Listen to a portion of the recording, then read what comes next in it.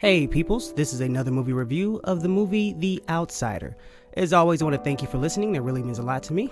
And moving on to the review. So The Outsider is a Netflix film. It is about a sheriff that tries to protect his son from a Chinese railroad worker. And the reason he's trying to protect his son, because his son raped the Chinese man's wife and killed her.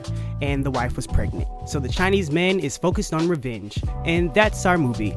So this movie fails in a lot of ways, but from the beginning it fails in character building.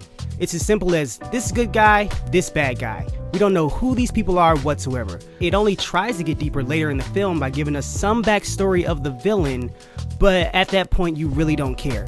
And I learned nothing about this Chinese man except that he's Chinese and he has a wife and a kid and he works on a railroad, which they show one clip of. But other than that, I don't know who he is, so why should I root for him? If that's all it takes for me to root for someone, that means nothing, because in many movies there are villains who have children and who have wives. It doesn't make them a good person, they just have those things.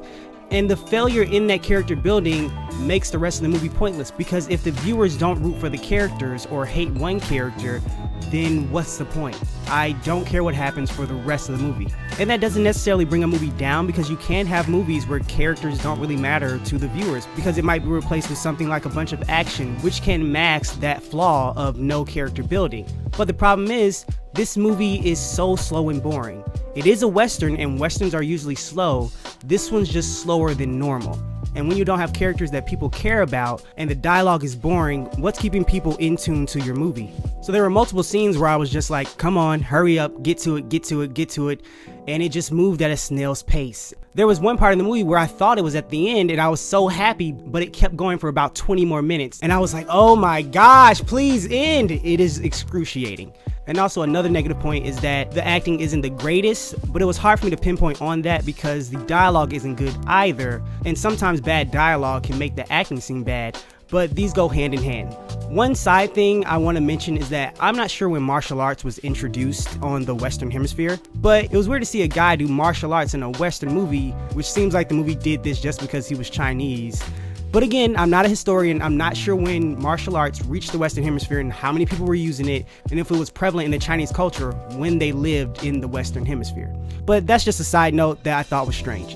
Also, before I forget, nobody knows how to use guns in this movie. There are many scenes where you could shoot somebody and that person would be dead, but people forget how to use guns and how they work. Is very stupid. But yeah, that's it. I would not suggest watching this movie unless you feel like being really bored and wasting your time. It's not horrible, it's just not good. Take that as you will. But thank you for listening, I really appreciate it. Please do me a big favor and like, subscribe, thumbs up, retweet, heart, follow, write comments, all those things. I hope you continue to have a great day. God bless. I'll talk to you tomorrow.